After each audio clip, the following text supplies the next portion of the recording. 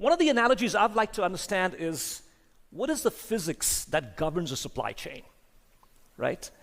Supply chains are not in the ether, they're not in the cloud. They're in the physical world, right?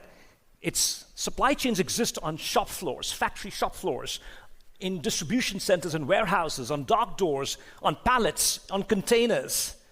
There's flow happening all across the supply chain. There are constraints, there are operational constraints, like line level production capacity levels. What dock doors can accept what truck types, right? What materials can be combined together when you're shipping things together? There are physics that govern the constraints, the interdependencies. You make a change downstream to your demand patterns, how should that impact your upstream production plans? You have an inbound delay in material availability, how does that impact your ability to fulfill orders to customers?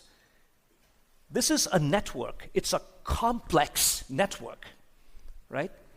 And we at Kinaxis have been studying this for decades now. We at Kinaxis have been working on reflecting digitally this concurrent supply chain, incorporating the physics of the supply chain.